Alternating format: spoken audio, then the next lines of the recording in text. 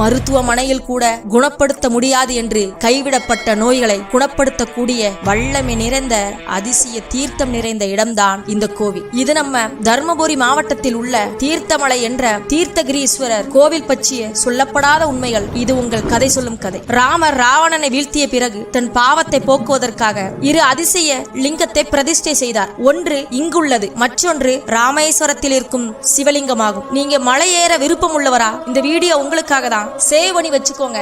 இந்த அதிசய தீர்த்தமலையில் மட்டும் 12 தீர்த்தங்கள் இருக்கு. அது ராம தீர்த்தம், அகத்திய தீர்த்தம், அக்கினி தீர்த்தம், குமார தீர்த்தம், கௌரி தீர்த்தம் என்ற 5 தீர்த்தங்கள் முக்கிய தீர்த்தங்களாகும். இதில் ராம தீர்த்தம் ஒரு பாறையின் உச்சியில் இருந்து எப்பொழுதும் கொட்டிக்கொண்டே இருக்கும். கோடை காலத்திலும் இந்த தீர்த்தம் கொட்டுவது நின்றதில்லை என்பதுதான் இதன் மிகச்சிறப்பு. அகத்திய தீர்த்தத்தை அருந்தினால் ரோம நோய்கள் சரியாகும் என கூறப்படுகிறது. கேன்சர் போன்ற தீராத நோய்களையும் தீர்க்கும் வல்லமை இந்த அகத்திய தீர்த்த